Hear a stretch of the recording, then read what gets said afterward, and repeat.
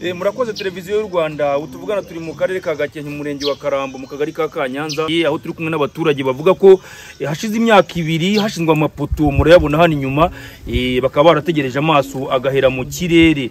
Abaturage reka tubegere batubwire mu by'ukuri ikibazo giteye gite. Nditwa Havyimana Fabien mu mudugudu wa Karenge akagari ka Kanyanza umurenge wa Karambo. Hashize igihe kirenze imyaka 2 amapoto yarashinzwe tubura n'urusinga.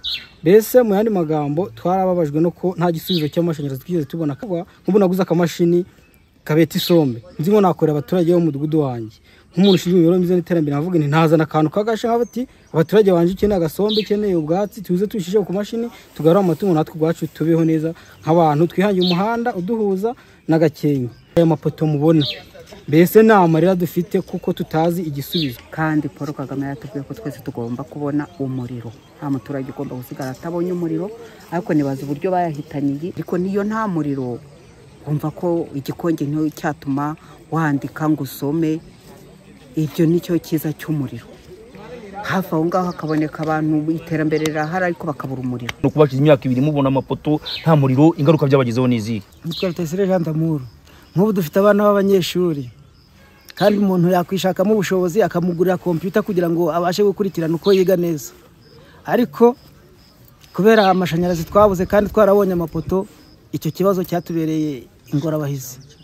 Ari nayo mpamvu turi gusaba leta ngo itwohereza insinga tubone umuriro. Nitubona umuriro abana bacu babone uburyo bakurikirana ibikorwa by'iterambere, bityo natwe baduteza imbere turi gusasa. Nitwa Hakizamuye muri Karenge. Nk'urubyiruko dukeneye kwiteza imbere, twagora n'izo mashini tugashinga salon de coiffure tukaza twogosha. Ni byinshi dukeneye twakoresha umuriro, ariko kubera ko twabonye amapoto tukizera ko turabona umuriro, insinga wapi nta kintu kiri kuza. Ariko turasaba ngo mudukorere ubuvugizi tubone umuriro. Amapoto barayashinze ariko amaze imyaka 2 nta muriro turi kubona. Umuyobozi w'agateganyo w'akarere ka Gakenke Niyonsenga Aime François aravuga ko ibyagaragaraga nk'inzitizi ku gukwirakwiza amashanyarazi byabonewe igisubizo, abo bose bakaba bagiye kuyahabwa. Ukwezi kwa 3 k'umwaka utaha ikitwa abo bantu bafite amapoto yabuze insinga kizaba cyararangiye, kuko muri uku kwezi kwa 12 dufite abaturage bagera ku 11,000 bagomba kuba babonye amashanyarazi. Guhera ku wa mbere bazaza kubashyirira hamwe umuriro. Bivuga ngo rero nabo ngabo bari bafite ikibazo cy'amapoto ari henshi. Iruri na Gisanzu kirahari, za Cyabingo kirahari, Ibusengo zirahari kirahari, Karambo kirahari, Gashenyi, Rushashe n'ahandi hose.